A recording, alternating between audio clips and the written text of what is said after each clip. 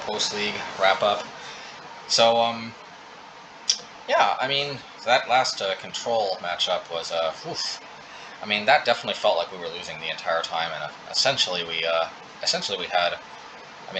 lost in the sense that the deck had the game under control, but our opponent just was not able to wrap things up in a timely fashion. It almost seemed like they were basically relying on Snapcaster Mages as the win con, and that's, I don't know, man. I think even if you just got to play like a one of Baneslayer Angel or something just to actually close out the game, sometimes you got to do what you got to do. Of course, if it's a one of, sometimes it's near the bottom, but you know, if you shuffle enough, I don't know.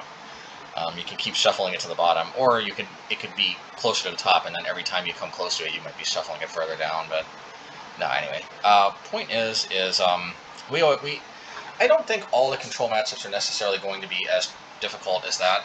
The problem is that ultimately, none of our creatures are really that powerful, and we don't necessarily have that much disruption. So our creatures are kind of subject to getting picked off one by one by their removal, and then just countered, you know, as our opponent sees fit. That's why Sanctifiers was such an important discovery for me, our first Uriak champion, but then Sanctifiers en-Vec. I always knew the Sanctifiers en-Vec were gonna, Sanctifier en-Vec was always going to replace Uriak champion as soon as this became legal, because just the bigger body in the graveyard hate matters way more than the life gain the vast majority of the time. So, yeah, I mean, we kind of rely on this to help us in the black and the red-based control decks, so that hopefully this can, you know, push a lot of damage, maybe be an excellent target for the Colossus Hammers and all that. Even those decks can be kind of tricky because they can still counter the hammers, you know, there's like lots of ways they can interact.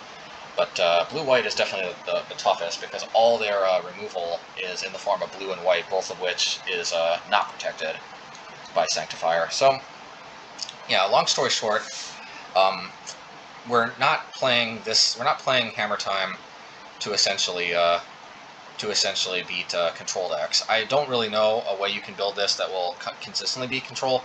I don't necessarily think you can. I mean, I guess that maybe is partially why the other Hammer Time decks play Ornithopters. Maybe they just go lower to maximize their chances of a turn 2 kill, but man, even then they got Force of Negation, and like, you know, they're always going to be able to have 1 mana up so they can Path to Exile or Fatal Push or something.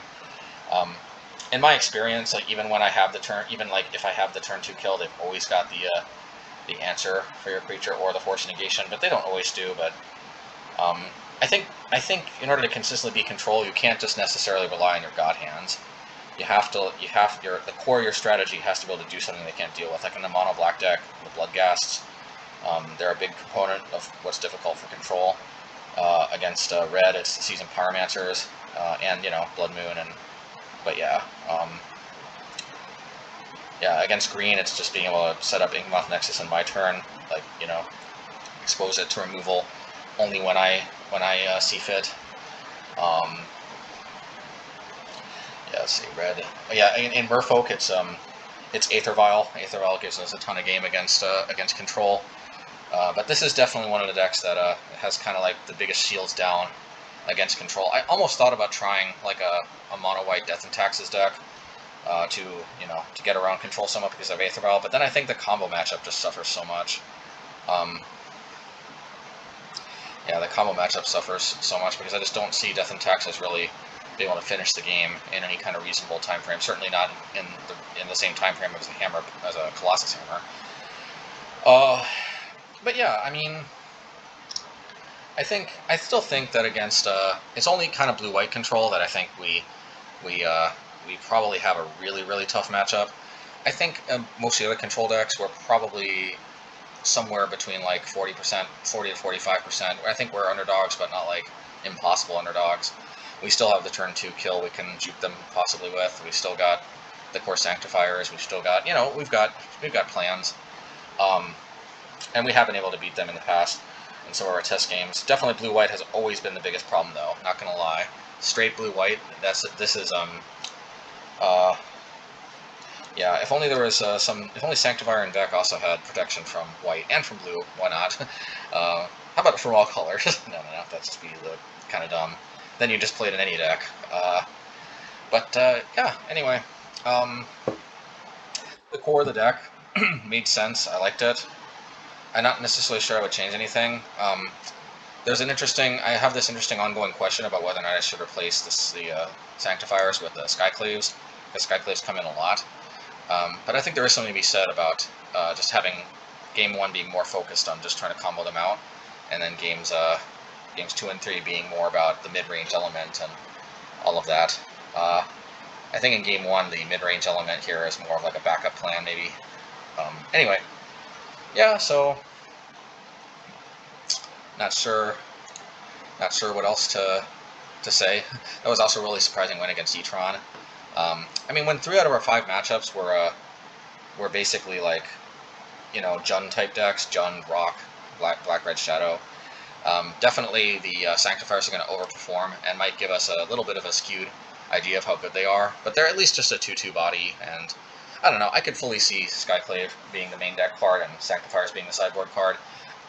I don't know that it would change all that much, but there are certainly some metagames where, like definitely against Merfolk, for example, you need the Skyclaves. But yeah. Anyway, hey, if you like this content, like and subscribe. Click the bell, icon for notifications. Do smash that like button, leave a comment, all that good stuff.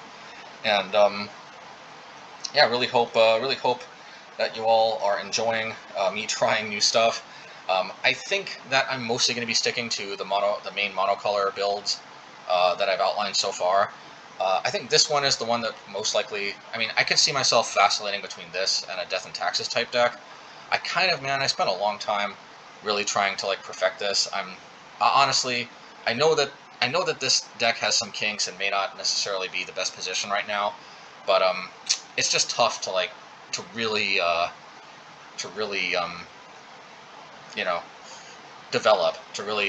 hone and develop a deck thoroughly.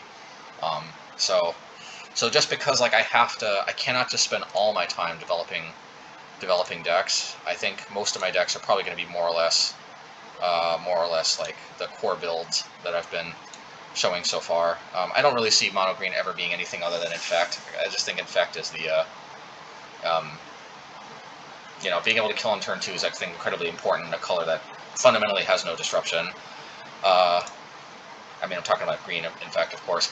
This deck, though, could go Taxes, and there's a reason why Taxes has been the other successful mono-white type build, and that's because it basically kind of prisons them and maybe makes their spells uncounterable. So, you don't necessarily win on turn 2, but the idea is hopefully you basically lock them from playing any spells from turn 2, 3, and 4 onward.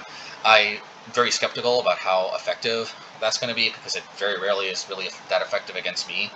More often than not, when I lose to Death and Taxes, it's because of the beatdown element, like Flicker Wisp. Like I can't deal with the Flicker Wisp or something, or yeah. Anyway, I don't know. But I like this for the same reason I kind of like Infect and Green. I like this. I like Hammer Time because in a format like Modern, I think being able to win on turn 2 is incredibly important. Turn 2 or turn 3. Yeah, being able to win on turn 3 or even faster is incredibly invaluable. I mean, it does come with its downsides when the combo gets disrupted, but I will probably be playing a Hammer Time type variant for a while now. And like I put in the little description here, by the end of the league, I kind of realized, wait a minute, we're actually kind of a Stoneblade deck, but we're actually Hammer Time as well, so we're actually mono-white Hammerblade. Yeah, anyway. Yeah, if you like this content, like and subscribe, and like I said, and yeah, I guess I'll see y'all next time, and have a wonderful, day, and it's been great. And maybe you guys you all can let me know what your favorite deck is so far out of the black mid-range, Merfolk, green Infect, red deck wins, Hammerblade, I don't know. So this is the mono white one, and I guess it is. I finally have all five colors. I'm not sure if I'm going to upload this one first or the Infect one, but yeah, cool stuff. All right.